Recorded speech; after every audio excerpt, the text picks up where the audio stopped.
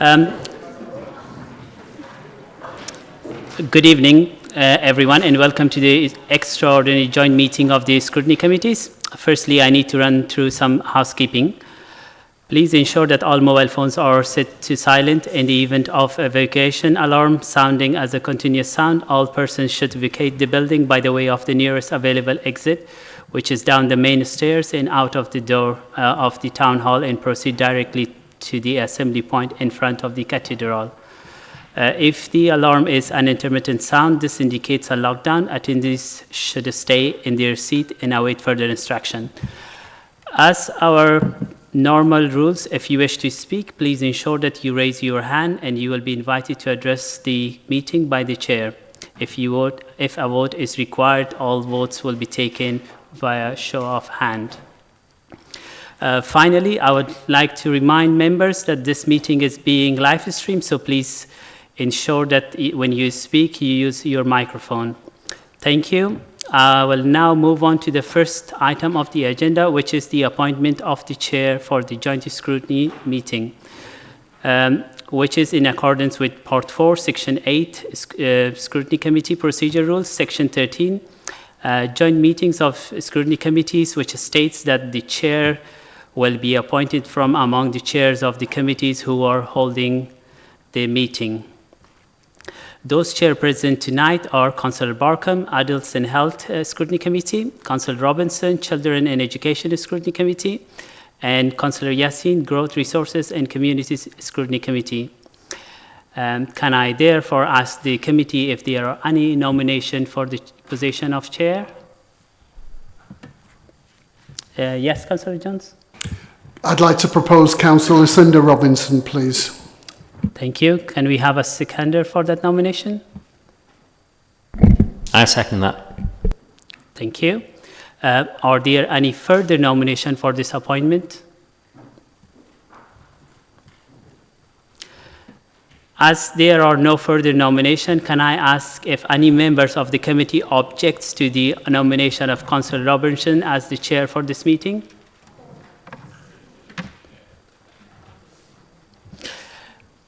I see no formal objections, so could I therefore ask Councillor Robertson to take the position of chair for this meeting? Thank you.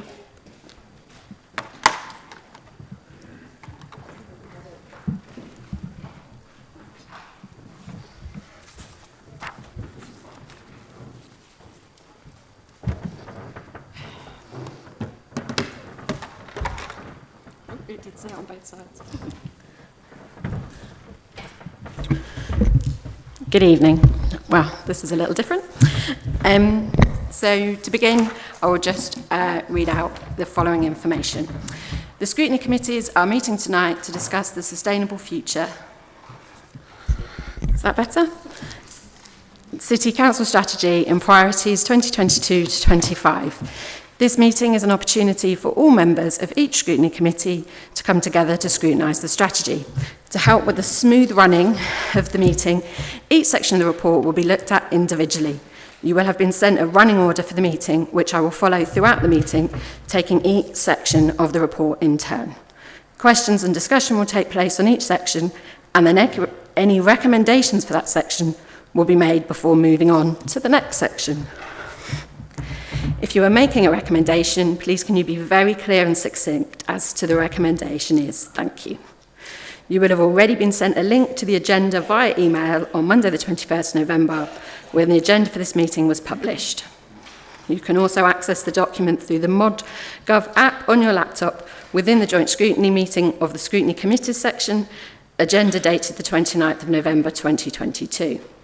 A copy of the running order was sent to everyone on Friday the 25th of November. Can I therefore assume that everyone here has access to the documents for this meeting? Please note that this meeting is being live streamed, and for the benefit of these people watching the meeting on YouTube, I can confirm that the Deputy Leader of the Council, Councillor Steve Allen, and Cabinet members are also in attendance at the meeting, along with Youth MP Eva Woods. I'll now move on to item 2 on the agenda. Apologies for absence. Yes, Chair. Apologies received from Councillor Elsie, Councillor Mohammed Farouk, Councillor Fenner, Councillor Ranzib, Councillor Shahid, Councillor Knight, Councillor Day, Co-opted Member Parish Councillor June Bow, Co-opted Member Parish Councillor Michael Samways, Co-opted Member Sandy Byrne, a Statutory Education Co-opted Member Peter Cantley. Also, Councillor Sander Bone is in attendance for Councillor Shahid, and Councillor Hogg is in attendance as the group leader for Lib Democrats. Is that all of the apologies? Moving on to number 3, are there any declarations of interest and whipping declarations? No. Moving on to item 4. Matt Gladstone, Chief Executive, would you like to make your introduction to the Sustainable Future City Council Strategy and Priorities 2022 to 25, as referred to in the cover report for agenda item 4? So this is pages 3 to 7. Thank you. Thank you, Chair. Can you hear me okay? Yep. Listen, I just thought it'd be useful to give a bit of context, because this obviously came to full council a few weeks back and was approved.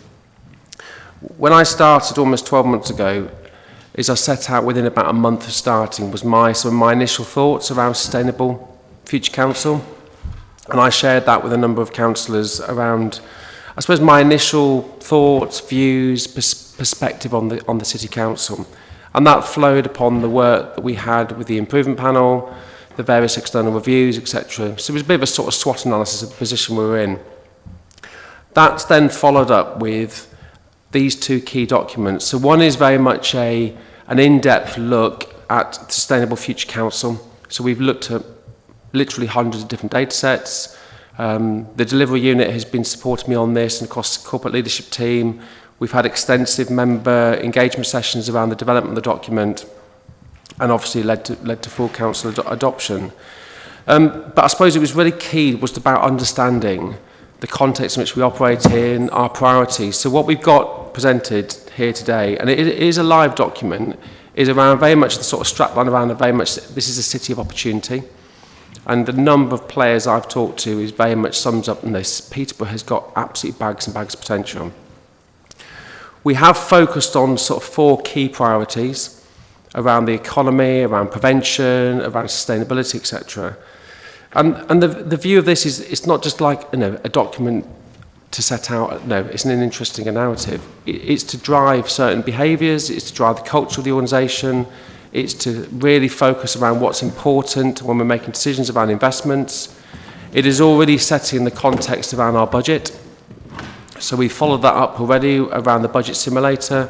The budget consultation document is going through to Cabinet for approval next week. So this is a document which is designed to aid decision making, and in terms of very much around best practice of organisations, whether it's a private business, a council, public sector organisation, what is our vision, what are our priorities, and bringing that to life for the staff, for partners, etc. So I didn't want to go into like a presentation around the strategy because we've already done that in various guises, but it was giving that level of context around this is simply a framework. I think the content of this will change over time because our circumstances, our financial climate, our legislation will change, etc. But what I have given assurance from is I want to give a very in-depth performance overview every quarter through to Cabinet, through to Scrutiny, etc., of looking at delivery of how we're doing against these priorities. And if I'm honest, coming in as a fresh pair of eyes, we haven't had that sufficient level of performance or oversight for a few years. So I'm really keen to get that culture and openness and transparency back across the organisation, and that's in the public domain. So, Chair, if I'm honest, I'm happy to take questions, and as you say, you've got a strict running order, so I'll leave it to you. Yeah, thank you. So we will, as your running order shows, be taking it in sections, but this is your opportunity to ask questions relating to pages 3 to 7. Councillor Sanford. Thank you, Madam Chairman. I'm actually rather curious, and I've expressed concerns about the way that this document was developed. I was particularly disappointed today because I did have a few detailed queries that I wanted to take up with Jens, who's the actual author of the report. But is there a reason why he's not actually here? Because I appreciate we've got the chief executive presenting it, but on the covering page of the report it says contact officers Jens Gemmel von Dollinger, and where the telephone number would normally be, it says insert telephone number. So that's a bit concerning. But also, can I just ask the chief executive, if this is such an important report, if this is the strategy of the council for 2022 to 2025, why has it taken this long for it to come to scrutiny, which is actually after the full council has approved it? And why has it, if it's so important, why has it not gone out to public consultation? Because every other major policy that the council produces goes out to public consultation. Thank you. And before I invite an answer, I'm a little sensitive to being referred to as chairman, so I'd really appreciate if we could use chair. Thank you this evening. Matt Gladstone, will you be answering that question? Happy to, Chair. Yes, my apologies. Jens is currently moving house, and you can never quite predict it with solicitors and conveyancing, so he had to do that fairly last minute. I'm aware that, Nick, you have had a number of briefings with the team on that, and I made the team available for personalised briefings. We've had extensive discussions through group leaders, we've touched on it at FSWG. I think we've done at least 2 member sessions, and we were more than happy to come here as well to talk that through. And as you say, we'll be looking at it every quarter in terms of the delivery and the programmes, etc.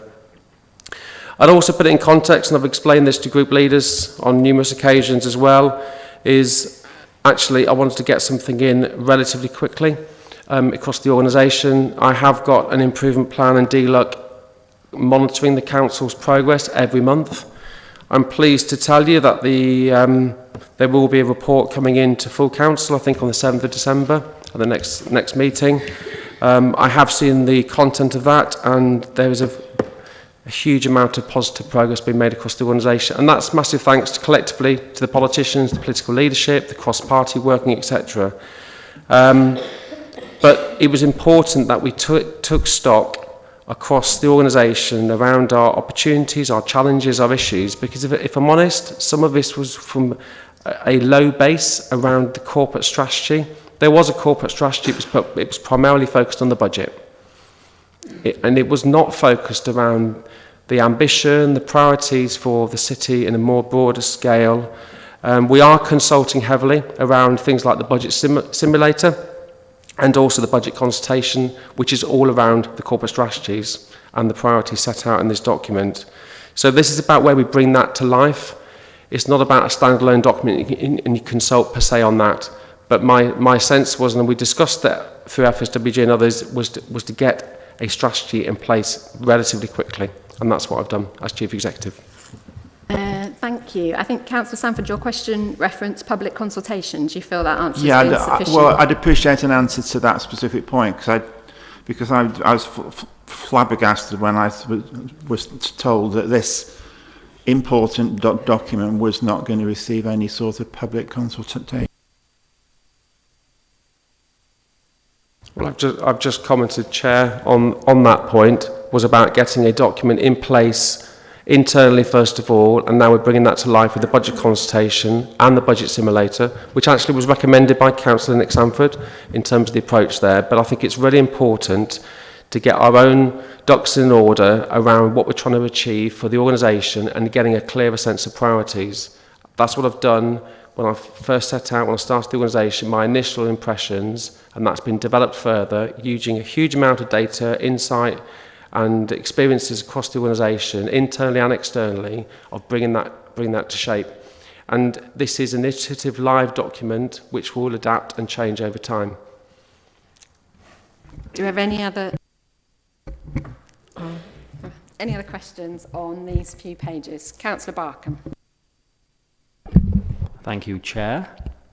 It was on page 5. I just want to double check What organisations or external organisations do you plan to work with on this document? Because it's a collaborative document, I suspect. The whole city's involved, so are we promoting working together with everyone else in the city? Yeah, very good question. I mean, I always look at some of these outcomes set out here, and I arguably would say that they are all delivered in partnership in some guise, whether that's with the voluntary sector, whether that's with other public sector organisations or business. And from my experience, we are already on a daily basis working in partnership across these organisations. Just to give you a sense of that scale, there's a big push in there around that prevention, independence, resilience. We are already, last week, engaging with the police, through the Integrated Care Board and the health partners around what can we do to help support children in particular with really complex lives. How do we change the outcomes, the delivery, the sharing of data intelligence, etc. There are numerous examples I can point to every day of the week that we are working in partnership with organisations. And that's what I mean by this is a live document. It's not just like a nice, interesting, here are the outcomes we're trying to achieve. You know, if I look at the asylum, we're working with all sorts of partners right now. We're looking at the economy around, I was at a business awards last week, working with developers about how we can lever in further investment. I've been with the Combined Authority today, looking at how we can lever in more investment, more opportunities for the City Council. So it's a whole range of fronts, different levels in terms of partners, and this is not just at my level, through the corporate leadership team, the service directors, the extended leadership team are doing this day in, day out. Councillor Dennis Jones. Thank you, Chair. I'd like to congratulate the author on this piece. It's very well written. It does strike me a little bit in the first instance as motherhood and apple pie, and as we stare into our dystopian future, what I'd like to do, and I think I'm encouraged by the fact that we're looking at this on a quarterly basis, because I think that's where we really need to go into the detail, notwithstanding that this is an internal document that will go external, but I think we need to have clear benchmarks of where we should be and where we are, and I think that will give it the context and robustness that we'll need going forward, if that's okay. Are you happy to answer that one, Matt?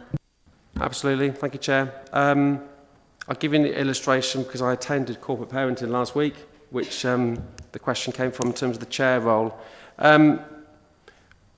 What I saw there was all the work that we're doing around fostering, adoption, looked after children, etc. There were some clear targets in place there around accountability, which is important. There were areas where we performed really well across the city. Some of the work around fostering, adoption was really good. But there were some areas where we need to improve. Right now, if I want to get a handle across all the performance across the organisation, I can't do it. That doesn't exist. There hasn't been sufficient performance and resources and skill sets across the organisation. So that's why I'm really keen on a quarterly level to get a proper handle of our performance, what's our aspirations. That will be taken through to Cabinet on a quarterly basis, and I'd urge all Cabinet members to look at their portfolios and get involved in those areas, but we need to get a proper grip of our performance. And we were found wanting on that, on the improvement panel and the DLUC reviews commissioned last year, where we hadn't been doing that on a sufficient level. So I think what I'm saying is there are pockets where it's already in place, it's good practice, and they are mainly around the statutory areas around children's adult social care. But in some of the other areas, it doesn't exist, and that hasn't been in place for a number of years. So that's what I'm trying to get, a real good strength around oversight, performance and ambition. And where we're off target, we will bring that to account, that accountability to the fore, and if we have to put resources in, we will do that. Thank you. Councillor Casey.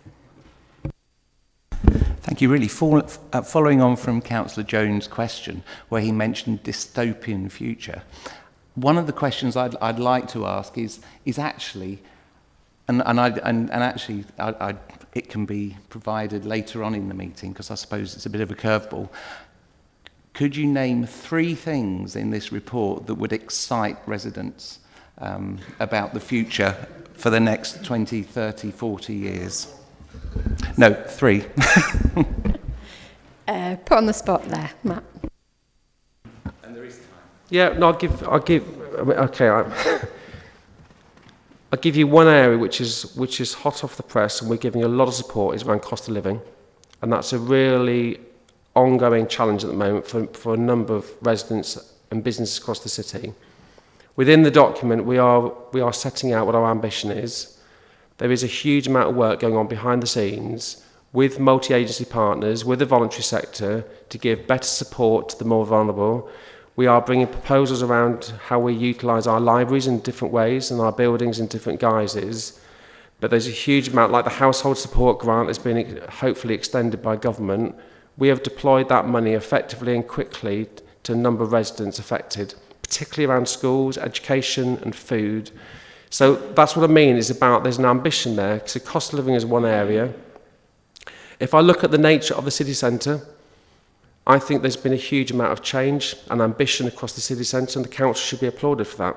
Within the document, it highlights all the work we've done around Bridge Street, the new market, the city square. I applaud the Christmas tree, the ice rink, events, bringing it to life of what's happening in the city. I know through consultation engagement, because I get out and about a lot, is not everybody might agree with that. But actually, if you look at how we've recovered well, the city has performed and survived very well through COVID. There are loads and loads of towns and cities right across the country who are miles behind where we're at. So those are the sorts of areas where we're keen to take stock of where we're at, what's our current position. And the other area I'm keen to push on is the city has been held as one of the fastest growing cities in the country. That comes with loads of opportunity, and in here is a real need to look at a more balance around affordable housing in particular. Not just boxes being built and thousands of houses being built across the city, but the right quality, and there's a real push around environmental standards and sustainability rather than just numbers. And that's coming through loud and clear. And when I speak to, I think Eva's in the room and others, but the sustainability agenda, younger people expect to see those sort of standards coming through. And we will be committing to revamping our local plan around a more balanced approach around growth and what that means for the city overall. So when you read this document, there is a huge amount of opportunity across the city which we need to grab hold of collectively. I can appreciate your frowning, Councillor Casey, but there's been a flurry of hands up. So if you're okay, could we move on? Councillor Fox. Yes, thank you. Thank you for that, Chief Executive. Have we consulted with the public to see what they think of our city centre and their true feelings about the city centre? Because the people I speak to have a very different view to what's been printed. There's a lot of people who won't come into the city centre, which is a shame. There's a lot of people who are not happy with the market, which is a shame. There's definitely a lot of people that are not happy with the lack of law enforcement within the city centre. So let's not wear rose-tinted glasses all the time. We need to consult with the public, and we need to consult with everybody we can to try to make it better than what it is. I haven't got the figures at hand, but if you look at the Centre for Cities work in terms of footfall analysis for the city, we've had one of the highest levels of footfall throughout the last few years on COVID. I agree, there are certain aspects of the city centre in terms of safety which hasn't been good enough, and the council's responded to that. The Cabinet's put in further investment. I was out with the city centre enforcement team last week, and to give them their praise and the due, and this is where I think collectively we need to stop criticising officers on the ground. We were moving on a couple of people who were clearly fairly inebriated, needed support, we gave assistance, but actually there's a tolerance issue there which we need to tackle, and we have put in some extra resources to tackle the enforcement areas across the city centre. So I'm not going to give you a view that it's actually all wonderful. This is a city. These are complex areas to manage. We face daily operational challenges with police, with exploitation, organised begging, etc. But equally, there's some really vulnerable people out there as well. I've been out with the homelessness team, 5:30 in the morning, and the teams, to give them those due, are giving a lot of support and assistance for some of the most vulnerable people in our community, in our city. And I commend that. So it's complex, we recognise the issues, but this is where I'm saying it's a concerted effort. City centres are really important because they are the fabric and identity of a city. If you want to grow the economy, when you bring in investors, they will want to look at your city and how it's performing. And if it's pretty shabby, they will go elsewhere. It's a competitive beauty parade in some respects. So it's really important to get some of these social issues right and giving the support where it's due. Councillor Jamil. Thank you, Chair. I just want to come back to the market. You know, we haven't got one. You know, 5 sheds in the middle of Bridge Street, it's not a market. If you need to market, people going out. You know, we're losing money from our local economy where people who should be sending money in Peterborough are going out. So I'm not saying you, but I'm going to say the administration have known this, that the market was closing, yet we've done nothing. And I don't see anything in this to see how we're going to get the traders back, how we're going to get the public spending money in the local economy again. And you know, it's the people say the same to me about Queensgate. You know, they'll go off to Oundle, they'll go off to Leicester, and that's a sad state of affairs. And I see something here long term, but I don't see what we're going to do short term to try and get some of those people back in. Yeah, no, we deliberately wrote the document, engaged with politicians and partners around, it's a broad framework around some key priorities. So I'm not giving you all the answers about what I'm doing to tackle, you know, Queensgate, which actually I don't own and actually is run by the private sector. But we were trying to set out an ambition, and that's where, for me, the performance and accountability bit is really important. So on a regular basis, is that actually the ability to ask the question of, like Adrian Chapman and others, actually, what's footfall like? What is the new market like? How's it going? Because we did have to pave the way for the new Minster development. The old market was on its knees, if I'm honest. I saw it and it wasn't brilliant. Don't get me wrong, it wasn't fantastic. But I do think, the new food hall, the pop-ups, I use the city centre regularly. Footfall is really good on the weekend. We've got Christmas markets coming on stream. That was an initial plan, was to get some of the market traders in there first of all. There will be more plans to bring on board more market traders and more pop-ups. But I think what they've done, you know, with the food, the fish market, and the butchers in there, I think are really good. And I've managed markets, and managing market traders is damn hard, and you won't please all of them. But I think what the council has done is try to reinvigorate an area which needed some expertise and investment. And the area that they've left behind has paved the way for a multi-million pound, £70 million housing scheme and development, which is probably in the right place for the city, whereas actually the market is revitalising parts of Bridge Street, which probably needed it. I would love to see more restaurants and cafes and stuff coming through. And there will be more coming through, which is really good to see and hear. Do you feel your answer? I do, but it leads on to the second part of my question is that, you know, for 30 years I've waited for the Westgate redevelopment. But what I'm seeing is we're falling behind year on year on.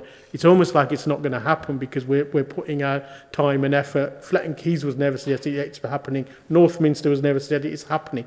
I just feel that that's just going to get left behind, and it's, you know, it should be the jewel in the crown. When people come out of that railway station, that's what people should be looking at, and not 3 car parks next to each other and you know, a brewery tap in the middle. And I don't see how we're going to solve that problem. From my point of view, is the City Council has underinvested around the economy for years. It's part of the budget process. I am proposing that we put some investment in around the economic development team.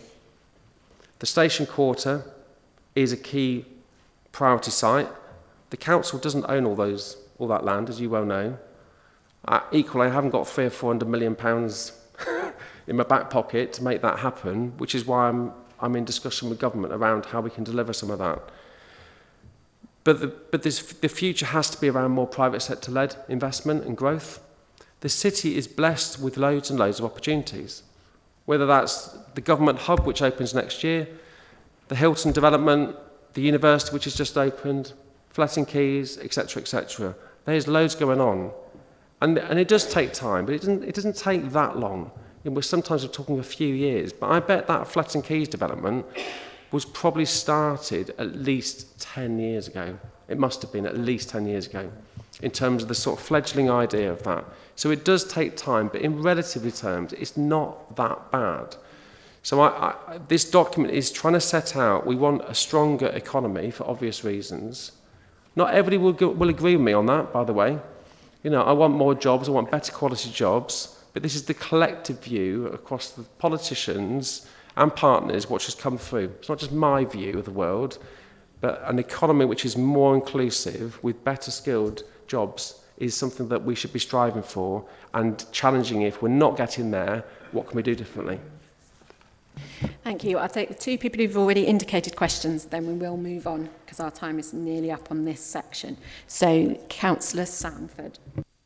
Yeah, I just wanted to go back to something the Chief Executive said in answer to an earlier question, that this document is going to be used to evaluate the performance of the council. Now, so I appreciate we're going to look at it in detail a bit later on, but I just want to look with that in mind at the section on economy and inclusive growth, because when it says our plans, it lists a whole series of aspirations. It says we will increase recycling, we'll provide safe green spaces. And then there's a section that says how we're going to measure our progress, and it says... Sorry, Councillor Sanford, to interrupt. I believe you're asking on a later section. No, sorry, I'm asking it, I'm just using that to illustrate the point. Yeah, can I just finish the question? Okay, yeah. So the question I want to ask is, how are you going to evaluate the performance of the council if the actual outcomes and the way you're measuring the outcomes don't contain any quantitative information? Because on all of those pages, they're all qualitative aspirations and they're all qualitative. So how are you going to, in the future, take this document and use it as a means of measuring the performance of I'll probably push the question back to you as well. Collectively, as politicians, how are you looking at accountability and assurance and oversight of the organisation? Because you all have a collective role around that. In terms of the actual document, it is within that section, which is in the later sections, is about how we will measure progress. And those are the indicative outcomes that we will have key performance measures in place to track progress. And it is complicated. If I'm honest, most councils have been doing this for years, and it's not been in place across the city council for a long time. And that I am having to build that up from ground zero, if I'm honest, with limited resources, because the performance data team was cut, and there were literally no resources doing any of this. So that's what I'm looking at, bringing back in, is the basics around a corporate strategy. That will be followed by service delivery plans across directorates, and again around performance and accountability appraisals for staff. Those basics were not in place. So it's a very good question, but those KPIs are being developed right now. So what you're saying is there will be a subsequent document that will contain the performance measures then? Okay. Yes, so what I'm saying is, and I want this to be as visual and engaging as possible on the strengths and areas for improvement. Every quarter, there will be a performance report on how the organisation is performing. You get that for the budget now. Every quarter, that comes to Cabinet and Scrutiny. But you don't get anything on performance at the moment. And I think that's really important. And that can be adapted and changed over time as we see fit. And also, if you want more details on like the market or corporate parenting, whatever, we can do deeper dives on some of that. That's absolutely fine. Thank you. Last question, Councillor Dennis Jones. Thank you, Chair. Just going on from Councillor Sanford's question, obviously there's a lot of mentions here about the macro environment, and obviously we're focusing down on some of the micro environment, but can we see more benchmarking with comparator authorities, what's going on across? We've had fibre for a while. Have we optimised it? Have we maximised it? So if we could do some benchmarking with other authorities and maybe reach out to those authorities in different parts of the country, that would also inform us as politicians about where we should be targeting to develop our particular offer and, where our strengths and weaknesses lie. Basically, it's a SWOT and pest analysis, isn't it? And I think it's a very good question. We have tried to build in some of that more national context. You talked about fibre. I've worked with City Fibre. Peterborough was blessed because you were one of their pilots, I think, in the top 3. And you pretty much have fibre connectivity, which is the real envy of every probably town and city across the country. You're pretty much there on almost 100% coverage. Obviously, we keep building and expanding, so you have to keep building it in from scratch. But that's what happens now. So at that benchmark, whether it's on footfall, on the city centre, fostering, social care, what have you, we are always trying to learn from other places, not just on the numbers, but the qualitative stuff as well is important. So I totally agree that benchmarking and that analysis and context is really important to help you understand how we're really performing. Thank you. So before we move on, does the committee have any recommendations for this section? No. So could I just make a recommendation that could we get to see what these performance measures actually are? Because if we don't have those, then it's difficult to evaluate whether or not this has been implemented. Thank you. That's a very good action. Instead of recommendation. So is Matt happy to act on that action? Yeah, to be fair, within the document, in the city priority document, we do set out how we will measure progress. So it does say, the numbers of homes built, the recycling levels, those are the metrics that we're looking to use. We might give a bit more breakdown depending on the context or the measure, but those are the measures that have been suggested by teams. And when we engage with the members and CLT, that as a starting point, but we can flex that and adapt that accordingly. So that's fine, but they are in the document already. So they're in the document. Can I come back on that, because they're not in the document? If you look on the economy and inclusive growth, where it says our plans, on that page there is not a single quantitative thing. It talks about reducing carbon emissions. It doesn't say how much you're going to reduce carbon emissions. It talks about reducing traffic. It doesn't say how much you're going to reduce traffic. How do you know whether you've achieved something if there is no quantitative information?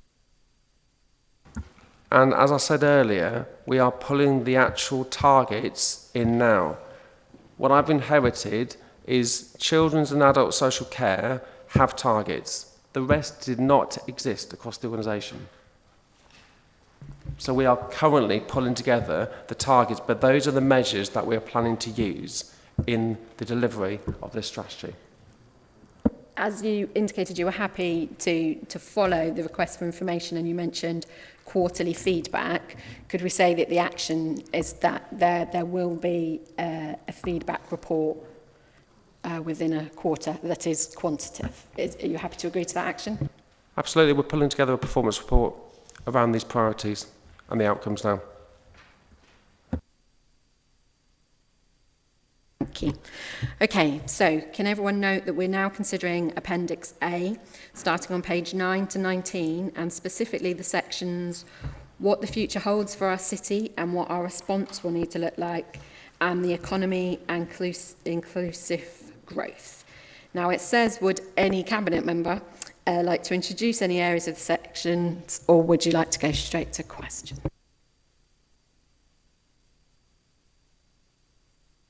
Happy to go straight to questions, John. Yeah. Thank you. Do we have any questions on this section? Councillor Skibsted. page 15 about housing. I just wanted to question, it says that we're on track to reach our target of 30% affordable housing, but in the same paragraph it says it's gone down and we're now only at 18%.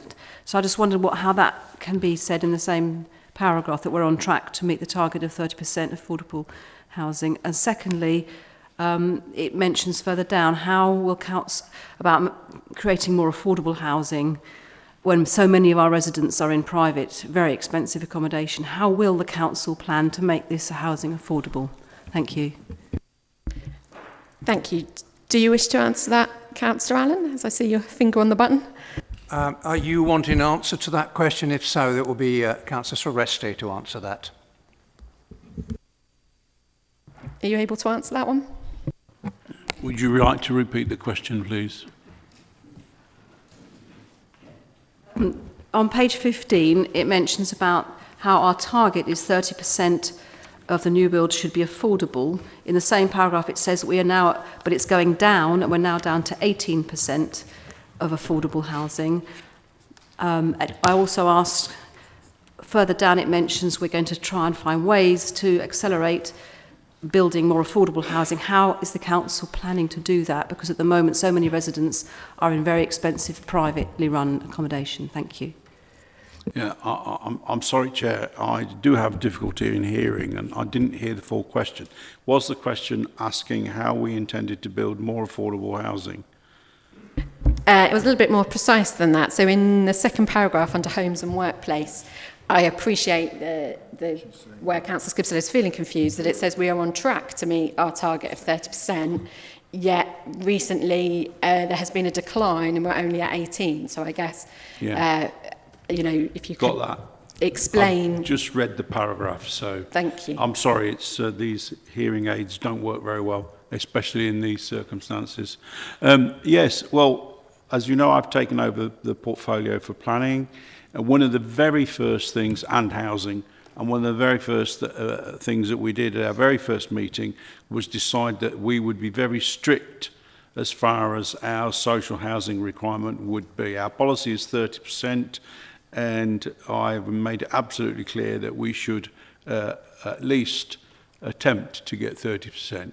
Now, one of the things that we have done is we have brought in expertise when we need it to check the viability documentation that developers put in to say, well, we can't afford to give you 30%.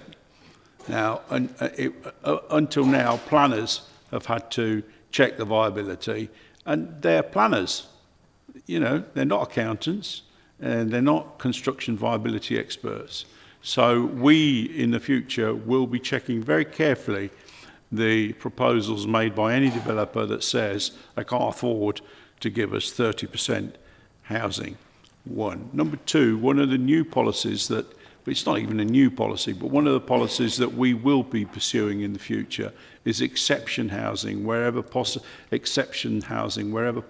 on land that may not be in the local plan, but we will look at favourably if the housing brought forward is social housing, especially social rented housing. I hope that answers the question. I'm sorry I didn't understand it in the first place. That's all right. Okay, next, Councillor Dennis Jones. Thank you, Chair. Just on page, if I may, a rising demand on page 12, please. Talking about supply chain, one of the things, talking to accountancy specialists, is one of the hardest things to keep track of is obviously things like service level agreements to make sure that we continue to get best value.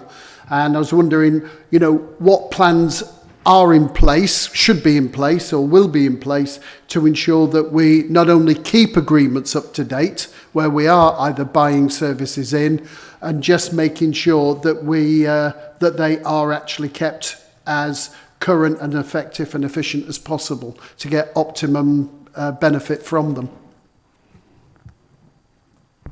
Matt, are you able to answer that question? Yeah, I'm happy to. Yep. This is quite a key area we're looking at the moment, is around our procurement activity, and also some of our arm's length arrangements. we've recently brought procurement back in-house from Serco, which I think you're probably aware of, from the 1st of November. I think it's fair to say we want to step up the capability of that team and the calibre around how we manage some of those contracts. It is multidimensional. Some of those commissioning areas are jointly with Cambridgeshire as well, around the social care area, but generally we need to improve our capability around procurement and managing contracts. I think the other thing I'd say is in terms of things like the shareholder committee and the accountability that we have for some of our arm's length companies, I've commissioned deep dives on all of those where necessary. Those reports have been shared with the Financial Sustainability Working Group. So, for example, the MPS and the Serco reports have already been shared and have been completed. So I think it's a key area that we are looking at continuing at how we can keep managing those contracts in a better way. I think it's absolutely essential. It doesn't have to be heavy-handed, but it's really important that you drive better value in all sorts of guises, in line with what we're trying to deliver in this strategic document, around things like skills, sustainability, employment, social value, learning disability, work experience placements, the list could go on. So there's a lot you can do locally with procurement to maximise the impact it has, not just contract value and spend. Thank you. Can I just come very quickly? Further down the page, macroeconomic circumstances and the pandemic have revealed characteristics of our place that have been hidden in plain sight, which now need to be tackled. Can you give a characteristic to what you're referring to of in plain sight, and then advise either why we did nothing about them previously, or better still, what we're going to do now?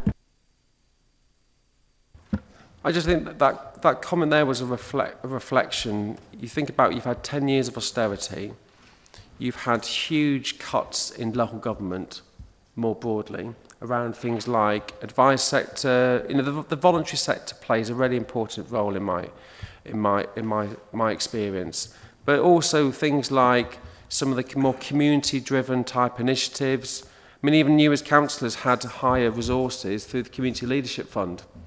You know, those areas had a real impact locally. I've been out and about on ward walkabouts to see and hear about some of the challenges that you face. Some of those services don't exist anymore. And that's the challenge. That's what we're reflecting, is the sheer impact on local services. Every sector is facing huge challenges, and that's still going on. So the challenge we have is, how do we rethink and redesign services? And a lot of that is about how we work together more collectively to tackle those tough issues. You know, policing is a good example. You know, the government has not kept pace with policing demand around the complexity. Social care on the ground with vulnerable people is really tough. You could all give me a list of endlessly around what you used to see 10 years ago and what exists now. Thank you. Next we have Councillor Alison Jones.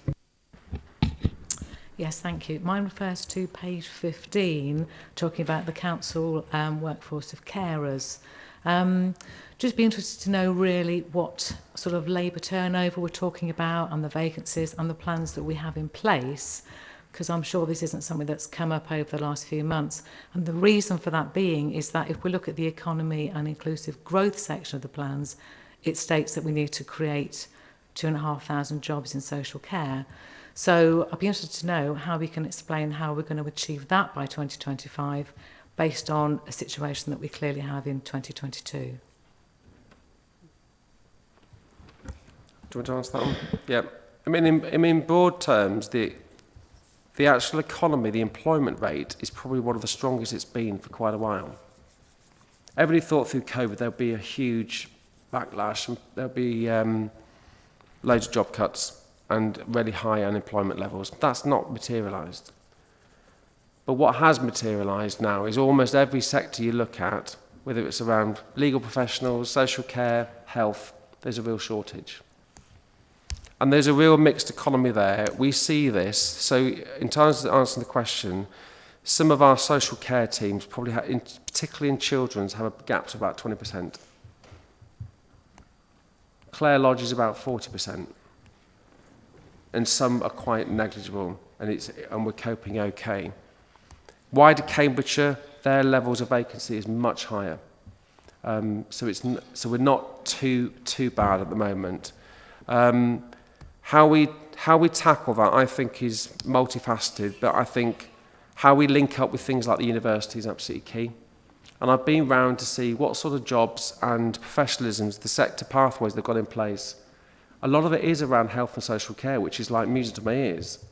So the trick is making sure we are providing sufficient placements in the social care workforce around for young people or people looking to retrain into those opportunities. Pay is not the only thing, and is never on the top 5 normally for most people about why they're looking for that job. There's a whole range of different other factors which are key. So it's a really good question, and I've got Mandy Pull and others looking at what can we do differently around our recruitment and retention practices, because I think there's quite a bit more that we can do. Councillor Barkham. Thank you, Chair. Pretty good answers tonight, by the way, Matt. I appreciate the answers. You seem quite sincere with what you're saying, so let's hope we do follow through. Looking forward to that. Page 16, the environment. Briefly, comment regards the car-dominated city and an expectation that cycle usage is going to increase, particularly because of the university, possibly, and better rates for electric bicycles. So what's the plan to improve the current bicycle network, because it's presently poorly maintained? Cycle routes in Peterborough. Yeah, I mean, I'm a keen cyclist, so from a personal perspective, I think the city is blessed with literally kilometres of active travel infrastructure. Whether you're walking or cycling, it's by far one of the best in the country. It's not the best, but it's pretty good comparatively. I think through the combined authority, we are working hard to try and get more active travel infrastructure in place, because that's our main route to try and tackle the external funding, is through the active travel route. I think things like the cycle forums and others is really important. I've been in discussion with people like Queensgate to say, actually, look, if you're bringing a bike into the city, I want somewhere safe to secure it. And actually, sometimes some of our places are perhaps not the most secure in the city centre. So I know where the hotspots are because I went to the CCTV centre the other day. But there are lots of things that we can do collectively.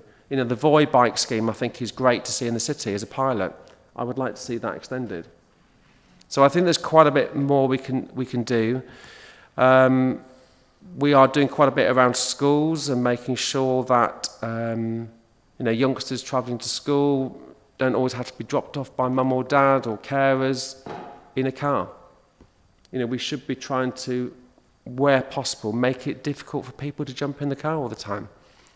And unfortunately, some people don't want to do it.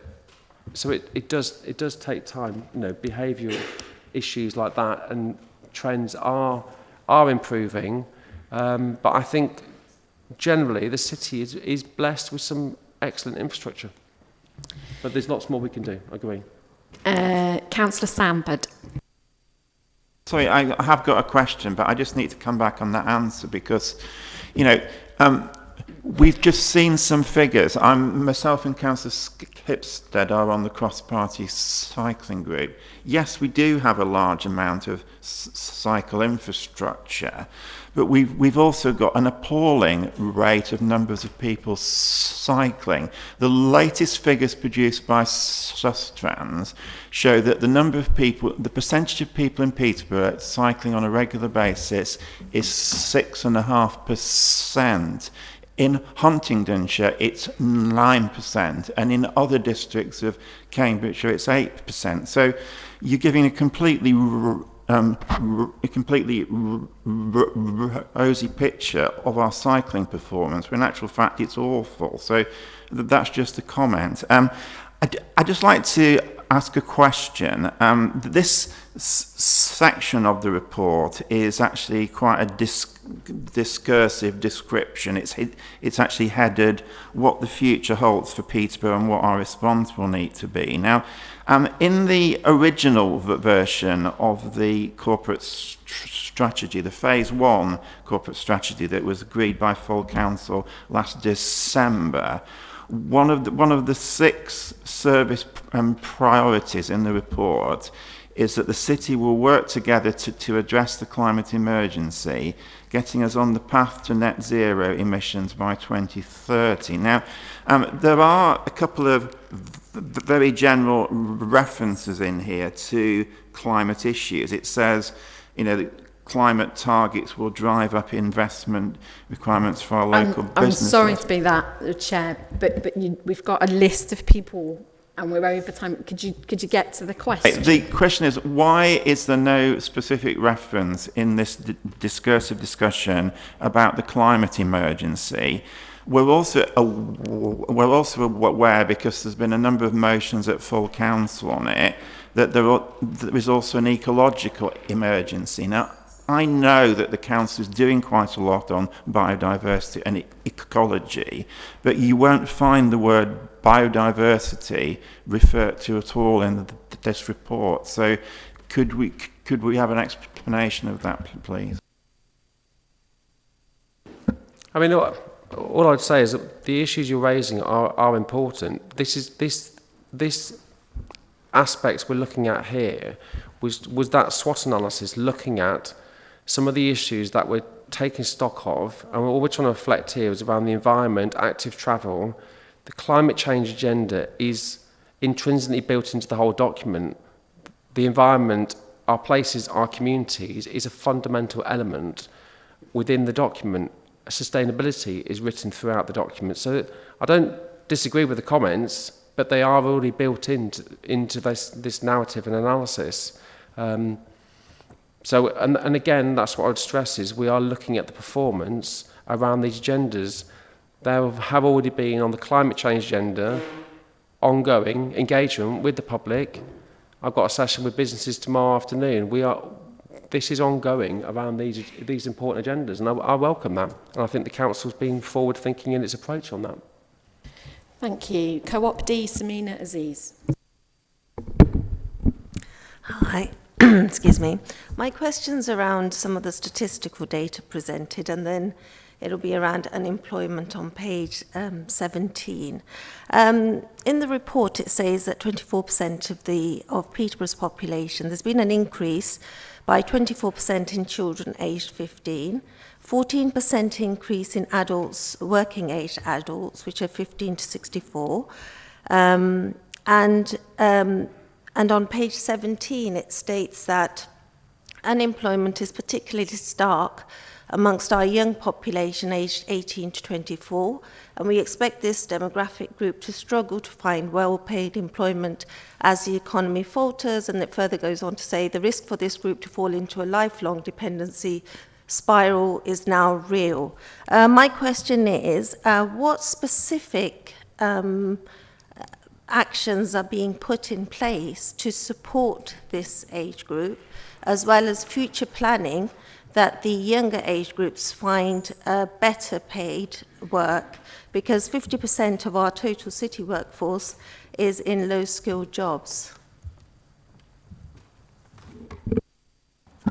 What we're reflecting here is some of the illustrative challenges that we have coming up. So when we wrote this, we were aware that we were entering a recession, and it's pointing a picture that we need to work differently with some of our agencies around how we bring on board more jobs, how we work with people like Department of Work and Pensions and others. So that's what he was trying to illustrate, is some of the challenges coming up and the challenges around income inequality and things like cost of living, and in recognition that it isn't that we want loads and more like logistics jobs, and that I haven't got anything wrong with logistics, but I want a more mixed economy. And there are opportunities coming up when we're looking at our local plan and growth areas, particularly around our smaller, medium-sized businesses. They need expansion space because a number of those businesses are performing well, At the moment, they haven't got any grow-on space. There's not enough supply in the system. So this is complex areas, but we're just trying to illustrate some of the challenges around, have a look at what are our skill levels. The skill levels were too low for somewhere of a city like Peterborough, which is why we've made the case for a new university. I want to do more for younger people and what we can do collectively from a multi-agency point of view. So I wasn't giving all the answers here. This is more of a discursive point to highlight what are our challenges and issues coming up that we need to think differently around. And that's why I'm putting more money into the economy. I'm completely overhauling what we're doing around skills and employment, because it hasn't been engaged in some of the challenges that we face. It's been doing mainly adult education. So we're having a proper look at all of these areas at a strategic level and working with the combined authority to deliver more investment and money. Thank you. Now, I haven't done a very good job of chair this evening because we're a quarter of an hour over on that section, so I'm being nudged to move on. But I appreciate there were two people who perhaps could reword their question to apply to the next section. But I just need to ask if we have any recommendations related to pages 9 to 19. Councillor Sanford. Yeah, I'm just following on from my question. Could I request, because the Chief Executive has said this is a flexible document, so could we request that there be a more specific reference to the climate emergency and the ecological emergency, because they are challenges facing Peterborough, so I just feel that they should be reflected in the report. I'm advised that's an action. Is that an action you're happy to accept? Let me take it away, but the zero carbon climate change emergency is written throughout the document, so it will certainly be a focus around all the work we've just taken into Cabinet and in terms of the progress or the work we did with Energy Catapult. That will be in the performance reports that I'm talking about. So yes, I can build it in. Okay. It's just that when we had the all-party policy meeting, I actually requested it there, and it hasn't happened. So, but yeah, I'm happy with that response. We'll all hold you to account that it's in the quarterly report. Okay, so moving on. Can now everyone note that we're considering Appendix A, Corporate Strategy, starting pages 19 to 21, specifically Prevention, Independence and Resilience, and our Strategic Corporate Core. If your questions could reference the page you're asking about, Councillor Allen. Thank you. Thank you for being patient. So I'm looking at the children on section, the section on children on page 19, but actually the question I was going to ask was page 18, the last paragraph. In relation to children, it references that the data is suggesting that obesity in children has risen to the equivalent of a 10-year high, causing considerable concern and likely to lead to poorer health outcomes in later life. I know that Jyoti Attry, Director of Public Health, would like to see a 5% obesity reduction in primary school aged children in Peterborough. Can we as a council commit to trying to make this happen? Absolutely, and I think that's, to be fair, all the questions tonight, that's the whole point of us as leaders, to challenge and look at our accountability and where we can have influence. So, for example, we have a Health and Wellbeing Board, and that's where those obesity challenges and discussions should be had. We have people on our integrated care boards. We have health scrutiny roles. So these are the sort of, it's a bit like opening a tin. You're just lifting the lid to understand what's happening in our city. And it's then to look at how do I tackle that. Of course, the obesity levels they're not good. They have worsened through the pandemic. We were having discussions around children and dentistry the other day. And I picked that up locally with the Chief Exec. So there are things that we can use our influence as councillors, senior leaders, etc., to tackle that. So I totally support that whatever we can do to tackle obesity. And that isn't just about, I don't control what parents do with their children, but I do within schools where possible. I can influence, going back to the access for people travelling, youngsters travelling to school, for example. I can influence active travel. but I don't directly manage any of that. Yeah, is that you indicating you had a follow-up? Yeah, I just wanted to come back and say, really, I think we need to try to do this in schools if we can, with one healthy school dinner day or something that just sets the mindset within the, you know, the school arena, if that's possible. Yes, and actually what you've mentioned is a KPI in the Best Start of Life strategy that comes to the Children's Scrutiny Committee, so I'm sure it can be in the work programme next year. See any hands on that section. So do we have any recommendations relating to pages 19 to 21? Thank you. So next we are now considering pages 21 to 24, our strategic framework and our priorities. Do we have any question on that section? No? Okay. Do we have any recommendations on that section? Okay, now we're on to Appendix B.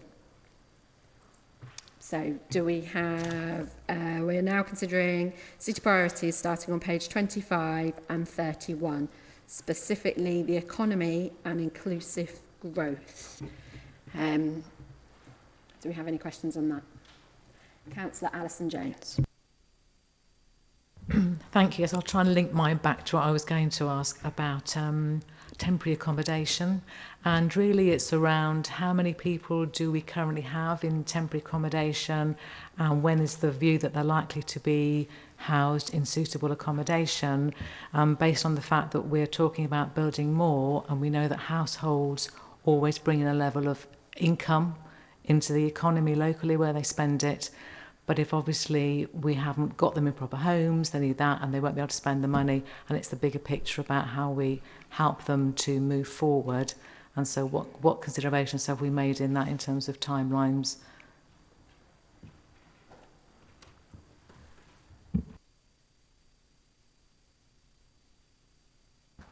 I wasn't sure if a cabinet member wanted to answer that one, but I'm not close to the detail in terms of numbers, but I know that Adrian and the team are looking at our provision of temporary accommodation and working differently around that challenge.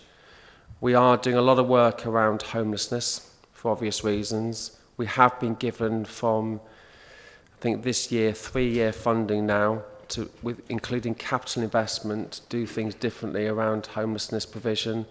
Some of the pods, the temporary accommodation, getting them out of temporary hostels, because it's not, the outcomes are not good long term. There's going back to the issue around affordable homes, which we were flagging earlier. There hasn't been sufficient numbers of affordable homes coming through, which has a big impact around why we've got issues around temporary accommodation. So if you can get your affordable homes up, it would have a proven impact to tackle some of those issues as well.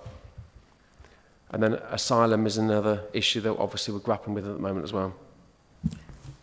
Yes, thank you for that. I didn't expect you to have all the figures to hand. It's much of a much bigger picture, I know, but the quicker we can get that in the bigger picture, then the more we can have spend, surely, in the economy, the local economy. Next question is Councillor Hemraj. Thank you. It states 37%, 2,500 jobs are required for adult social care, but adult social care jobs are seen as very low skilled and low wage. Adult social care jobs are actually highly skilled. How will you get around promoting these jobs as a high skilled job and to get away from the low wages? Thank you. I think this is a hot issue, to be fair, around the adult social care reform agenda. The government has just announced that it's going to push that back for 2 years. However, internally, we're going to carry on with the modernisation and transformation agenda around digitalisation, self-help, but also we're looking at market sustainability of the care sector in particular. We have been a low spender on this area, but that comes with a catch-22, if you like, because actually if you're low spend, it has an impact in terms of what you're effectively paying and in terms of national living wage. So it's an area we are having a very close look at with our commissioning team at the moment. We are getting quite a bit more funding coming in from government, which is good news on social care. It's never enough, but I think looking collectively around the roles and the jobs needed, the nature of the role is going to change as well. There's going to be a huge focus around financial assessments, because it's about paying a fair cost of care, and that's just not whether we're in our ownership care sector, it's about private as well. So that the financial skills is going to be really key. Also, how do we minimise agency usage? So it's a real complex area, but we're doing a lot of work around recruitment with AIU, etc. So I think it's a spot-on issue which we are looking to do things differently with around that care sector. This is a massive national agenda, to be fair. It's not just unique to Peterborough. Thank you. Councillor Barkham next. Thank you, Chair. Page 30, environment. Comes back to my previous question that I don't feel was answered. The expectation of increased demand potentially for cycle use. It says here, cut congestion, promote walking, cycling, and the use of public transport to reduce the need to travel by car. My comment was that the present cycle paths are poorly maintained, so there's a deterrent presently for people using the cycles because even myself, there's a puncture, and lots of people get them on the way to the city centre or on the way back because they're not maintained enough. So my question is, what are you doing to improve the cycle routes so people can enjoy using the cycles? Thank you. Thank you. Do you want to answer that, or the Cabinet Member? Chief Executive, please. Thank you for that. What we're factoring in here is we need better quality measures, because even the survey you talked about, whether it's 6%, 9%, whatever, they are just literally at a point in time. So it's quite difficult to get accurate measurement around cycle usage on a regular basis. We are, as I said before, we are bidding into the combined authority, because that's the main route in for all transport funding now, is our main route for upgrades. So, for example, the Green Wheel is in the programme. I saw it this morning around some investment to come through. But obviously, you also need things like where Aragon fits in is maintaining and cleaning and sweeping, etc. the routes. But again, I'd say it's not that bad. I mean, I am a regular cycle user at least 2 or 3 times a week out and about in the city. I've only had one puncture as well. It's not too bad, but we could always do with more. But what I'm keen to reflect in here is the cycle users. We might want to track cycle storage facilities in the city centre and how we can. How we could work with Queensgate and others to make sure we get better schemes in place. Or the psychability stuff for youngsters around learning to ride. A lot of these areas and initiatives have been cut by the government, and we don't get the funding anymore. So you have to go for what funding you can get around active travel. But all I'm flagging here is we've got it in there. How we measure progress is around levels of car use, and what in particular we want to look at is what are the renewable travel options. And that includes cycle usage. Thank you. Youth MP Eva Woods. Thank you, Chair. Looking at page 30, I see there's a lot of mention of creating and attracting well-paying jobs into the city and ensuring affordable housing. And I'd just like to point out that many of the jobs which young people are being presented with in the city do not provide a living wage.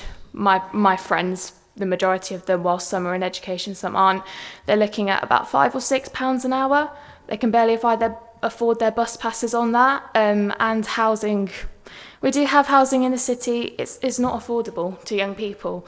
And I think some attention does have to be invested into making Peterborough an attractive place for young people to stay. Because when they start to consider what the rest of their life is going to look like, when it looks like there's no jobs here, there's no houses here, there's nothing for them to stay for. So can I ask for any commitment in terms of ensuring that there are living wage jobs in the city, ensuring that there is affordable housing in the city, just sort of setting a bare minimum for the council where we are reassuring young people that actually you do want to stay here. There is chances for you here. It's not hopeless.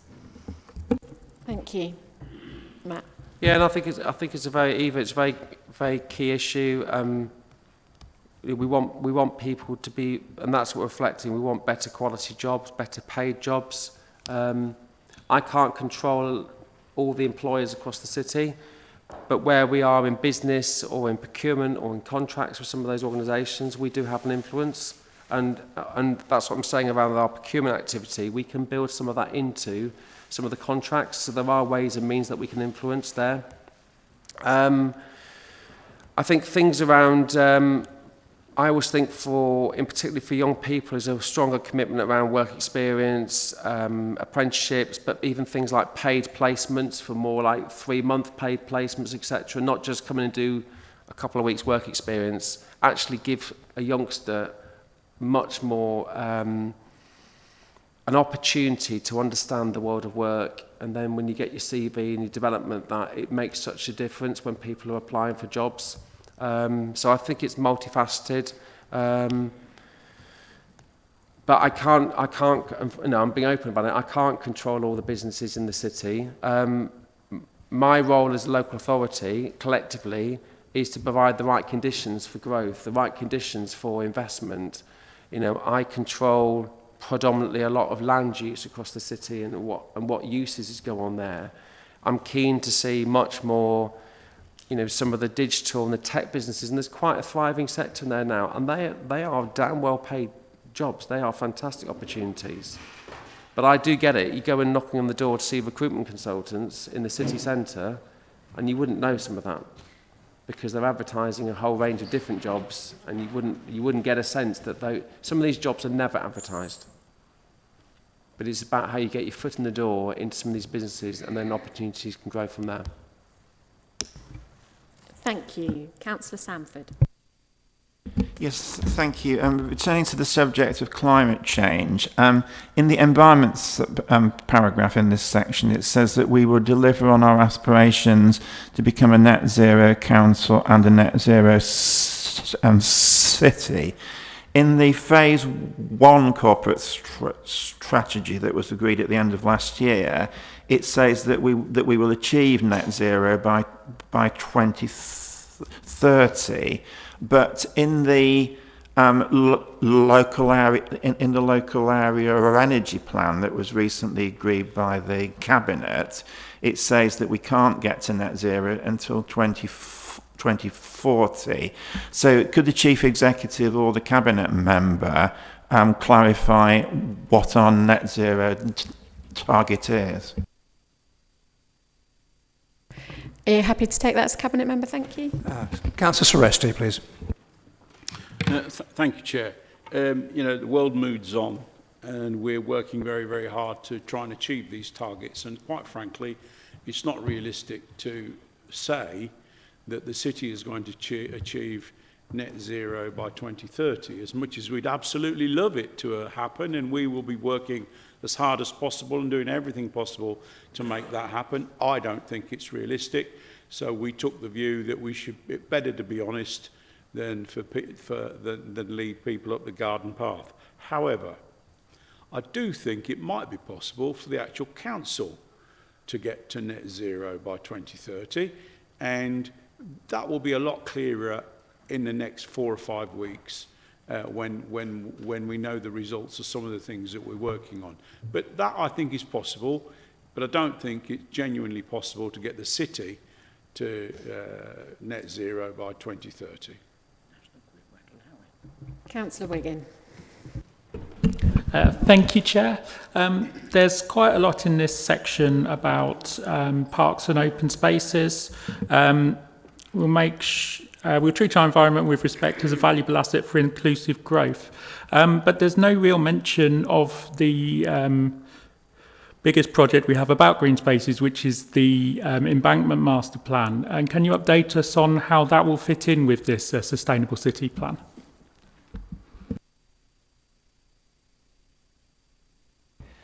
Well, the embankment master plan is a work in progress, and clearly we took notice of all the consultations and suggestions from the consultants, should I say, and I say it's a work in progress. I can't update you any further than that. Councillor Dennis Jones. Thank you, Chair, and I'd like to commend the Chief Executive for striving manfully under the circumstances, given that we're 12 years into Austerity 1, we're just about to start Austerity 2, and needless to say, lest we forget 22 years under this administration. But what I'd like to see, please, is the facts in context. What did neighbouring, when we look at the local economy grew by 24%, okay, and I think it goes back to what I suggested before, is what have neighbouring and comparator authorities done over the same period, you know, so we've put these figures out there, and 24% of this, 37% of that. It will help us enormously if we have them in the round, and we can then look to see how we're really doing and what we really should be looking for in terms of growth. Thank you. I can give a view. I mean, that's what I'm saying in terms of the performance. When the officers present this, we can give that narrative in terms of the context. But what I would say is, whilst Peterborough has grown significantly in recent years, we've not had a proper resource, skills, employment, economic growth team, if I'm honest. And I'm being open about that. We did a number of check and challenge sessions with all the directorates, and to bless him, the guy came along and said, I've got 300 grand. That's the size of my service. And it's about 2 people. And says, well, good luck if you want me to redevelopment station quarter and others, because I've literally had about 2 people. So it had been cut back, not even to the bone, it was just frankly embarrassing. So that's what I'm trying to rebuild, and that's what other places have done. They don't need to be huge teams, but the role of your planning and advisory type teams, your key account managers working with key businesses around the sort of things that Eva was talking around in terms of placements, apprenticeships, opportunities are absolutely key. And it doesn't just happen by the private sector knocking your door and says, I'll start building homes or start investing hundreds of millions of pounds. You have to manage that. They will rip you off otherwise, and they will come in, and developers will just want to build, build, build. So you have to set some parameters and guidelines and design standards, which you as councillors set through the local plan process or the supplementary planning guidance document, which goes around boring things like drainage and sustainability, but they are really important agendas. So it is multifaceted, but getting the economy right for the city is probably one of the most fundamental elements we as a council can do, which then helps to drive activities and investment to help fund our social care pressures. Just come back on that quickly. I'm afraid we're running over, and there are 2 more people who haven't had a chance to speak yet. So can I go to Councillor Ali? Thank you very much, Chair. One issue that is quite prevalent and has been on the increase for the past 22 years under this administration is the rise in fly tipping. And it is a particularly painful experience in my North Ward, and I'm pleased that Councillor Simons has done a couple of visits me in the ward as well, and we've had discussions and etc. But really what I want to know is that this really is a blight on neighbourhoods and on communities, and what action are we going to take to try this scourge within our neighbourhoods? Councillor Allen, would you like to answer that? Yes, indeed. I'm going to pass it to Councillor Simons, but I would put straight on the table that it's residents that fly tip, not the council. We clear up the mess, and Councillor Simons will tell you our plans to do that. Yeah, thank you. Thank you, Chair. Yeah, Councillor Ali, yeah, it's quite an important issue to me, and I'm pleased to say recently we've found the funding for 6 education officers, and this is so important. We can get them working. It's going to make a huge difference, not only to recycling rates, but to fly tipping as well. I'm really, really excited about it, to be honest. Thank you. I've got to apply one rule Just to very- everyone, it's a Councillor very Ali. short one. Thank you, Chair. I think what we need to do is we need to catch the culprits. There are some persistent offenders, and we need to actually be tough on enforcement. Thank you. Thank you. The last question on this section is Councillor Case. Thank you, Chair. I suppose the other thing I want to just bring up is the fourth industrial revolution is mentioned in the paper, and how does that apply to our vision for the future? Because I think that's where we are. If we go back 160 years, we find that the country went through, or the world went through, a very similar thing with the Industrial Revolution. We're now about 80 years after the last Great Depression, and that was a major reset in everything. And now we're going through a similar paradigm shift in the way we do absolutely everything. And how do we get that message across to people in a way that inspires everyone that there is a future that's worth sticking in Peterborough for and actually leading us forward? Thank you. Matt, are you happy to answer that one? Yeah, it's like, it's very broad. But I think, I think if I'm honest, somebody mentioned fibre earlier. You have some of the best capability in the city and in the country. You have phenomenal connectivity patterns. You have actually a very young workforce coming through, and literally thousands of people are wanting to come in and live here. Your growth in your population is really exciting. That does give opportunities, it gives challenges. But the digital and tech stuff is exactly what things like the university, which you've now got in your patch, can make such a difference. And those tech businesses, we are in discussion with the Combined Authority and government on the back of the autumn statement of what can we do to lever in more investment around ARU. It's not just about students and learning, it's about the high-end research and development activity that you see in other places across the country, but that could happen here. And other parts of Cambridgeshire have overheated, so I think there's real opportunities that we can really crack on with, and it's about diversifying the economy. Thank you. Do we have any recommendations on the section Economy Inclusive Growth? The next section, can everyone note that we're now considering Appendix B, pages 32 to 36, that are places and communities. Do we have any questions relating to that? Councillor Coombe. Thank you, Chair. I'd like us to refer to page number 36, Our Places and Communities, Our Plans, and look at their heading, How We Measure Progress Under Health and Wellbeing, and the percentage of adults living independently for longer in their communities. My question is that when adults, especially the elderly and frail, are subjected to waiting lists of more than a year at the local hospital trust, and that they're having to pay for their care, and the lack of primary care accessibility is an issue with large number of patients to doctor ratios, how do we set about even measuring or achieving that milestone when actually it looks realistically impossible with those factors mitigating that progress? Thank you.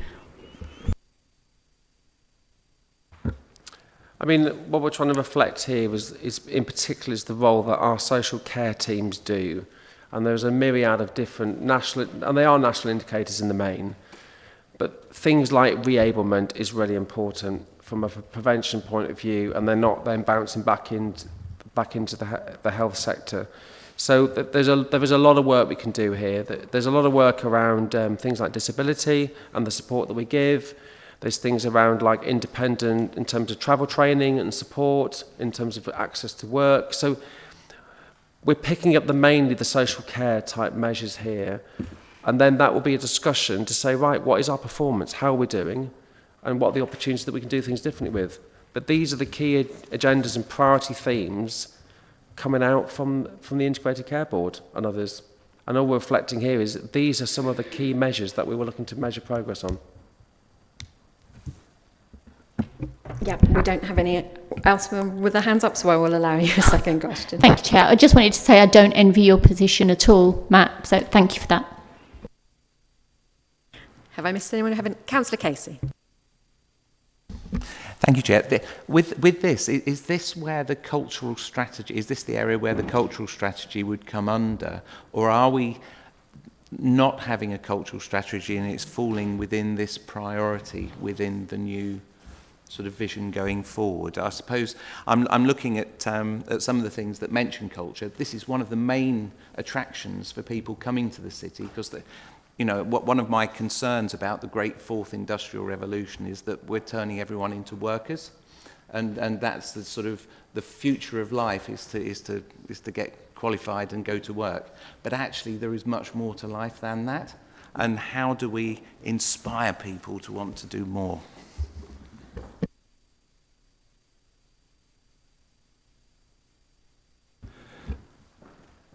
Thank you, Chair.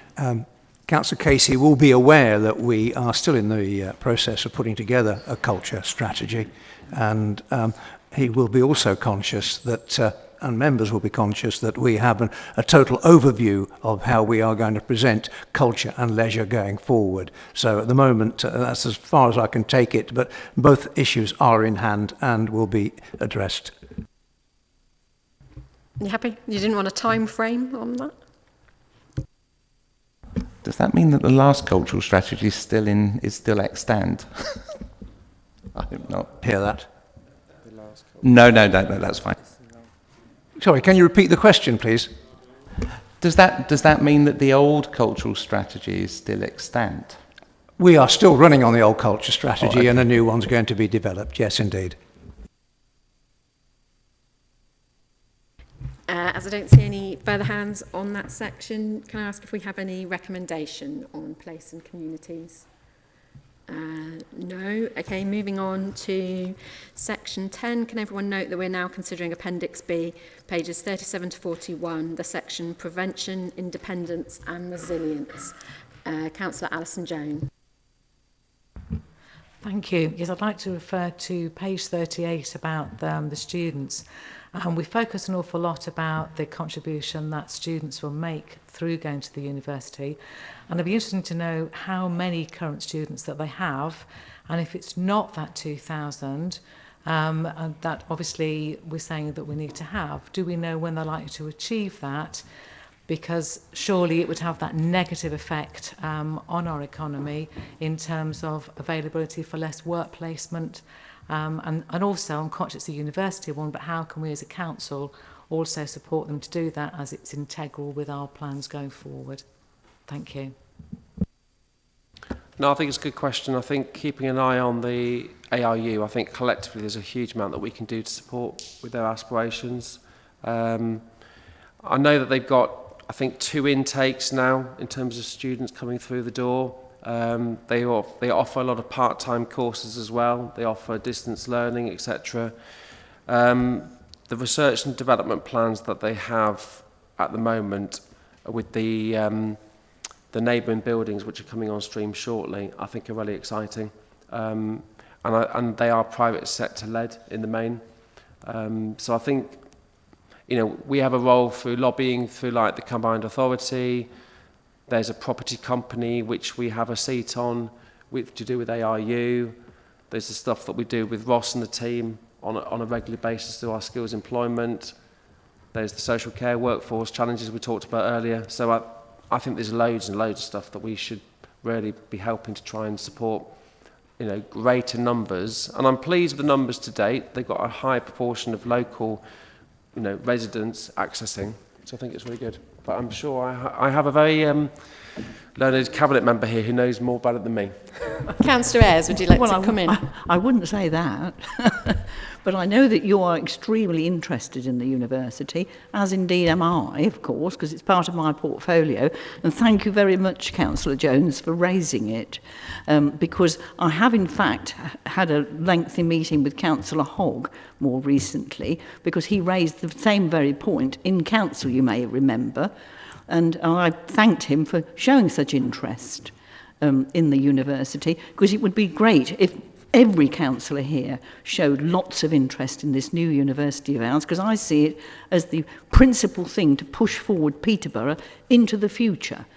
And what we're trying to do within the council itself, and Adrian Chapman is in fact running this now, is that we're developing a workshop to deal with the university and skills together with all the senior directors across all the departments of the council. We're meeting, I've asked for it to be brought forward from February because I think that's a bit late. So I've asked him to, if we can get everybody going, including the people from the university, to talk about what we are going to do as a city to keep pushing this university on, giving them every single bit of help we possibly can. And I would like to think that all the councillors here would encourage that as well. Thank you. Thanks. Thank you. Next, Councillor Dennis Jones. Thank you, Chair. And on much along the same lines, obviously we've talked about social care as part of the university offer. I don't know to what extent, unless you're doing something at level 4 and above, which usually when the university kicks in, I do genuinely believe we should be doing this more through the regional and city colleges, if you want my opinion on that. But the other side of it is that how flexible is the university going to be? Because obviously we've had a problem in the past about recruiting teachers. And one of the things I would like to have seen is creating a town and gown culture so that we'd have a faculty of education at some stage, obviously to train in the skills. So in other words, we're recruiting our own, they stay in the city, and that's what you tend to find in universities. So is that something that's on the radar? The curriculum is completely on the radar the whole time, and that is one of the main areas that we want to talk about, of course, because once we get the properties up, and I say properties because there's more to come, as you all know, there's a third building underway, I hope, and we've got the money for it. So there's all this going on, but the most important thing is what we actually teach at the university and the people that come out of it, our young people come out of it with good degrees in the areas that our businesses and this region requires. So the curriculum is very, very important indeed. And in fact, there is another company where that's going to be dealt with, as it were, and Adrian Chapman will be on that, talking about what we need for the future. So again, we're trying to aspire to bring in all sorts of different courses. Can I make a point as well about the City College, which you mentioned, which is that they are actually doing T-levels, and you've seen that there's a place in the main street here where we're hoping to encourage the young people to go in there and get engaged with technical levels, which, as you all know, the government are very anxious about and very keen to move on, not just advanced levels, which our schools are all doing. So I would like you to think about the technical levels as well as a great advance for us in this city.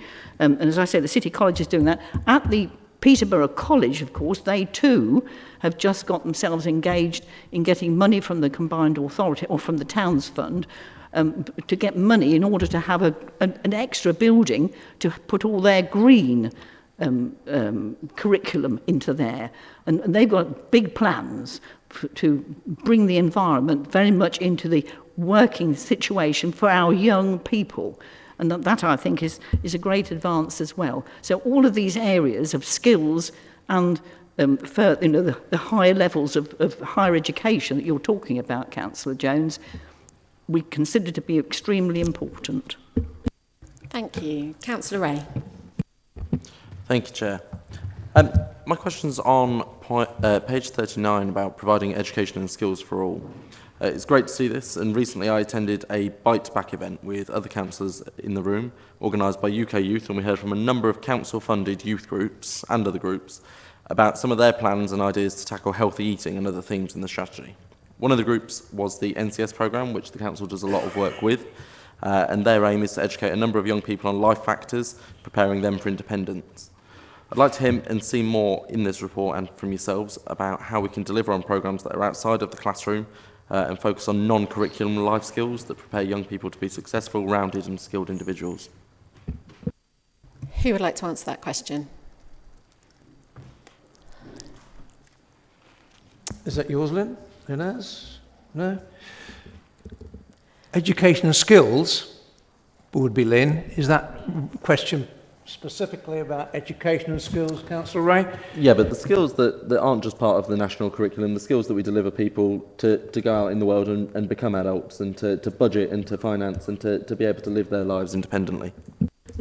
Yes, well, I think that's got a reference, of course, to the adult education budget we get from that, which is run by this City College at the present time, of course, and we do lots in there, not just for the very young, but equally as people go through life, because it's a lifelong learning idea for people.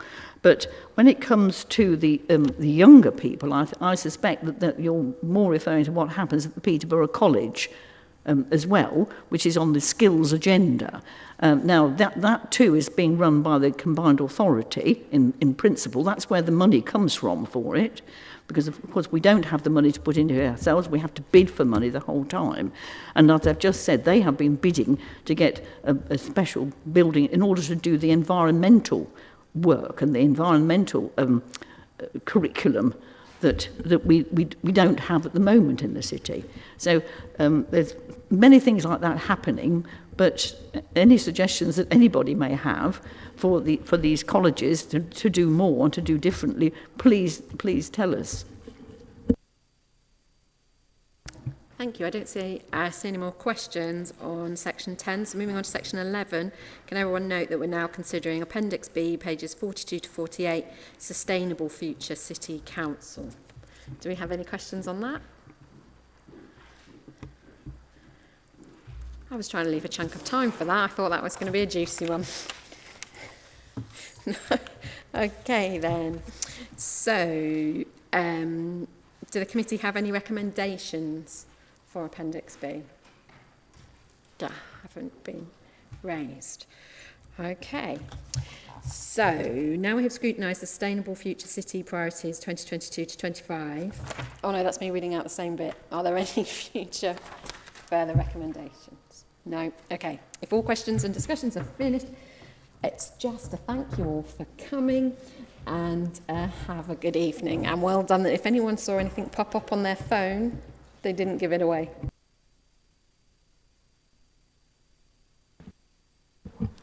Sorry, there's a point on here that says general comments at the end. Go on then, as we have enough time, and Matt has nodded. Do you have a general comment that you would like to make, Councillor Ellison? Actually, I have, funnily enough. Go on then. Yeah. Okay. There you go. Thank you, Alison. Okay, thank you, Chair. Okay, so in the budget consultation document that we've recently had submitted, it states that we've got a financial gap that's going to rise year on year, and it's on page 8, I think, in that document. So how is that gap going to affect these plans, and where are we going to be able to fund all of these, ideas and the dream from? Thank you.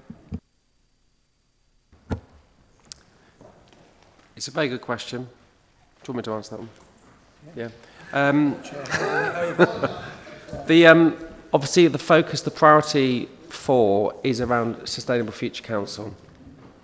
And that is around the culture, the way we work, how we make decisions, etc., how we manage ourselves, how we're structured, etc. All of those areas we are looking at continually. And I've made a number of changes personally around the structures, but the political leadership, the governance. I've got a new Director of Legal and Governance. Rochelle's going to be looking at our decision-making, our boards, our meetings, our structures, how we work, how we do our business. Because all of that costs money, costs time, pressure time, etc. The gap has been significant. I'm pleased to tell you that we have narrowed that gap significantly, and we are taking a number of proposals through to the Financial Sustainability Working Group this week, and we have got member briefings, which I'd urge all of you to attend on the 6th or the 7th of December to hear around the proposals, the savings, etc. But we have made huge strides in the last 12 months. I've just seen the improvement panel's report for the second 6-month progress report, and it's extremely constructive and positive. It's still got a number of pointers to say you need to keep a damn close eye on that, and that. But it has really shifted. And I think that's commendable across all political groups, the political leadership, the leader, etc. It's a team effort to try and crack this. It's not easy, but there is always ways and means of doing things differently to deliver some of these ambitions and priorities. and it has to be done in partnership with others, in my view. So, and if I'm honest, some of the stuff that I've picked up hasn't been reviewed or restructured or redesigned in years. And that is exactly what we're doing it. I can't finish that. I've still got lots of stuff that we're going at the moment, but all of that is, and I welcome the questions and comments we've had tonight. That's the whole point of looking at our performance on a regular basis, to ask those challenging questions. Is that good enough? How can we improve it? Can we change it, etc.? And that's all we're trying to do here. So it's not just like a static document. It's these are our priorities. These are the outcomes we're trying to achieve. Have we got there or not? And what's stopping us? What can we do differently? Thank you. Yes, you're right. When I'd read out that section, I'd missed out the word comment. So, Councillor Sanford, did you want to make a comment? Was there anyone else under that section who wanted to make a comment or a recommendation? No. So, I think you can. So, I can repeat, thank you all for attending this evening, and the meeting has now closed. Good evening. I was going to ask a question if we can afford the heating, but that's not... Well,